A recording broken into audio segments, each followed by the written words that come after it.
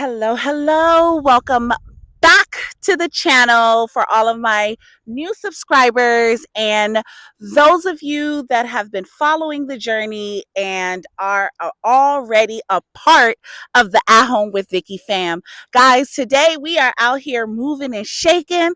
I got two new listings that are coming soon, and I just got done taking photos of this listing, and I was like, you know what? I did not upload a video yesterday, so we're going to upload a video today using our good old iPhone. All right, so since I don't have any notes to share with you guys, I decided that we would make this like a motivational, inspirational Sunday because it's been a minute since I've made one of these videos. And I hope that you guys can hear me because it's very windy. It's also kind of hot today, and I didn't want to make the video in the car because I was getting hot in the car, and also if I had the air on you wouldn't be able to hear me, so just bear with me if the sound quality is not all that great because the wind is blowing, which is why I'm holding the microphone like this. So, like, that's number one that I wanted to talk about today. I really want to thank you guys that have been leaving comments on one of my last videos, the one about 25% tariffs. I spoke about how there was a gentleman that made a suggestion, and he said that I should, do the video without glasses. And then I was sharing with you guys why I may wear my glasses sometimes. Today, I'm really only wearing them because it's sunny, as you can see. Pollen is everywhere. I am in Caroline County, Virginia. So I'm not going to turn the camera around, but if I was to turn the camera around, there's a bunch of trees around here. And like, if you can see on my truck, it's covered in pollen. So I got the glasses on because my eyes have been burning from the pollen. So there's that, y'all. Before somebody in the comments be like, take your glasses off, girl. You ain't got to be scared to do your video. I just want to thank you guys for all of the encouraging comments that you were sharing in the comments on that video, because a lot of you are really enjoying the information that I'm bringing. So that is very much appreciated, guys. So let me see. What do I want to talk to you guys about? We always talk about real estate. We always talk about current events. So let's start there. Everyone is still freaking out about the tariffs. And I just want y'all to know that it is a lot of fear mongering. Remember, the theme of the channel is not to get tricked out your bag. And what I am noticing in today's environment is that most people are creating videos, and even mainstream media, right? You got to get people's attention. So what's the best way to get a person's attention? They're going to talk about the doom and gloom. They're going to tell us the sky is falling, that money is evaporating, the stock market is crashing, we're all going to, that's what they want us to believe. But y'all, literally, if I was to drive around this neighborhood with you guys, I could show you that there are a bunch of houses coming up on the market, but they're actually going under contract, okay? Because people are still running away with the lie that the DC market is crashing, although Caroline County in Virginia would be considered the outskirts of DC because we're like 2 hours away from DC. So this isn't really considered the DMV, but that goes to tell you that the real estate market is still healthy. It's moving slower because, yes, we don't have a lot of buyers that are trying, there's not a lot of people that want to spend money, whether it's buying houses, buying cars, buying groceries, whatever. But the market is still moving. Houses are still getting contracts. I have another property right now that is listed coming soon, okay? And I've already got 4 calls of buyers that want to go see that house. They keep asking me, their agents are calling me, when is that house coming on the market? But if you were to watch the news, you would think that nothing is happening in the real estate market because the media, for whatever reason, wants to fearmonger everybody using the layoffs and the Trump administration and tariffs and all these things as the scapegoat. But the people that are wise enough to maybe turn off the news or filter their algorithm so that they don't get caught up in that drama and you could just go on and live your life per usual, right? Because even if you are someone that has been affected by the federal layoffs or tech layoffs or retail layoffs or any layoffs, because I'm not negating that we're not actually in a recession, guys. The true definition of a recession is 2 quarters with a downward economy, right? And as things have been going, we have already passed quarter 1 of 2025. Okay. Quarter 4 of 2024 didn't do so great, right? But I have a feeling that the economists are not going to unanimously call this a recession until we complete quarter 2 of 2025. So that's within the next 3 months. We just completed quarter 1, right? Quarter 1 would have ended in March. We're in April. So April, May, June.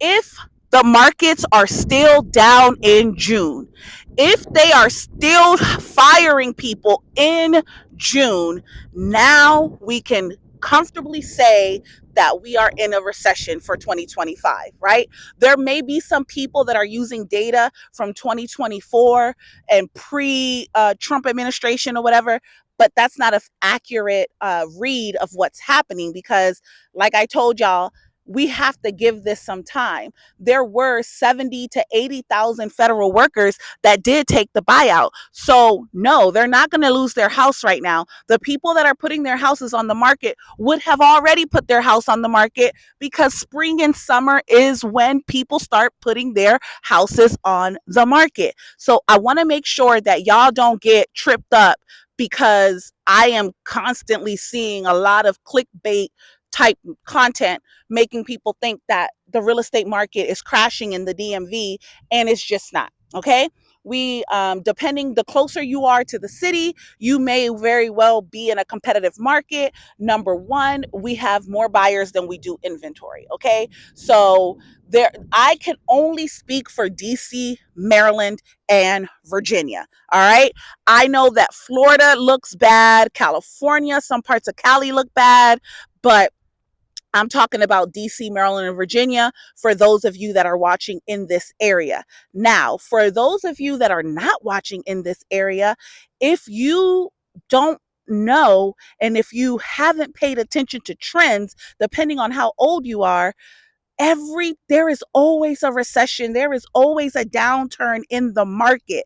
The smart people get excited because this is actually a time for you to capitalize and catch the sales if you're in an area where prices are falling and you want to become a homeowner or you want to buy an investment property. Okay, I saw that the company, the motor company that's over Jeep and Chrysler, they announced that they're going to be having a mass layoff, but they are offering people a buyout, right? They're offering them 70, I think it was like 60 to $85,000 to buy them out of their union jobs, right? This is a motor company. They're over Chrysler and Jeep and some other cars, but long story short, they're offering people $60 to $85,000, right?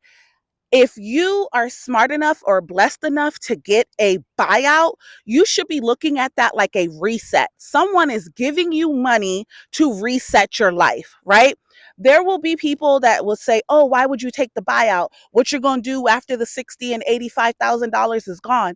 This is why, if you are given an opportunity for a buyout, you should have a plan. You can use a portion of that money to buy a house and put down a good down payment so that you can have a comfortable monthly payment. And some of you may be like, Vicky, if I'm about to get laid off, how can I buy a house? Well, when a company is about to lay you off and they're offering you a buyout, you don't necessarily get laid off that day. If you could have 30 to 60 days before your last day of employment, you can very well purchase the house. Oh, excuse me, purchase the house and get that pre-approval and go under contract way before you get laid off. So as long as you are still currently employed, you can accept the buyout and purchase a house.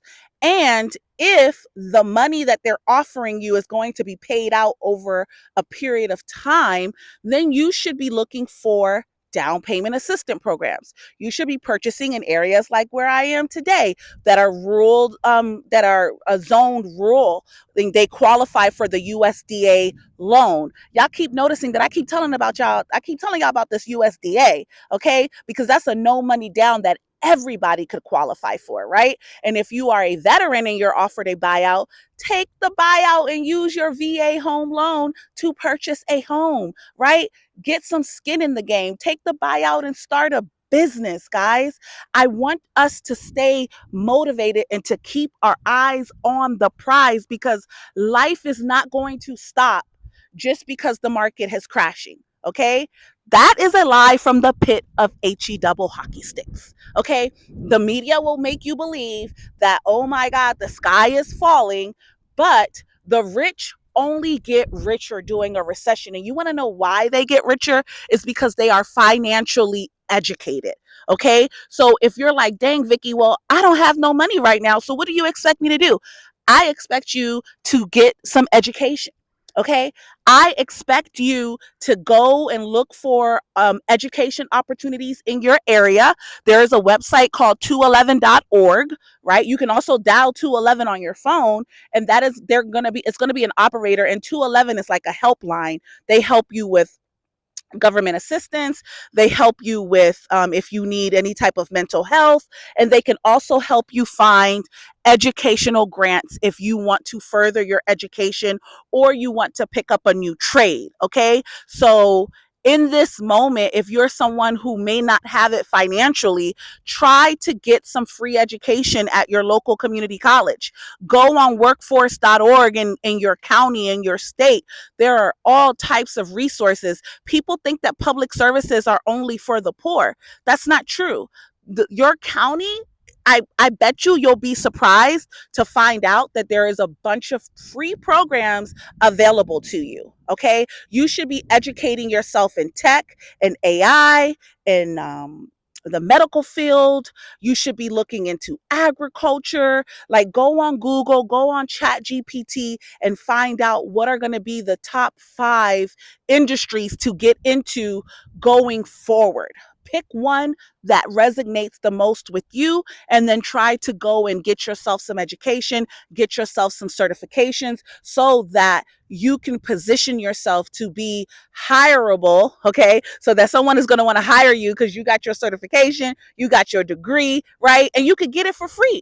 You can get it for free right now, y'all. So that website is 211.org, or you can dial 211 from your phone. All right, and let's just stick back to the rich gets richer during in a recession.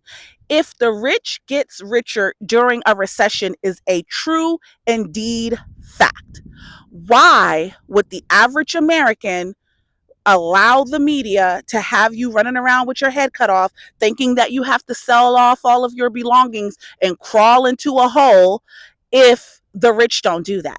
Okay. And the only difference between them and us is that they educate themselves on finances. Okay. So this is what you have to do: educate yourself on finances.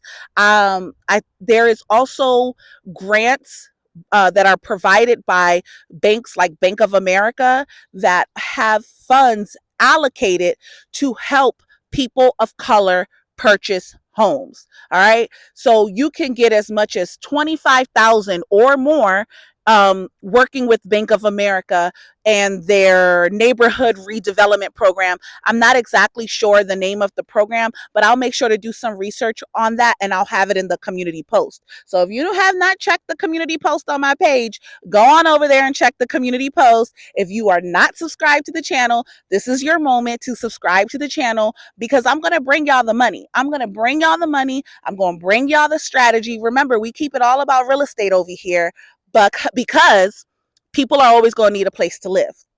Okay.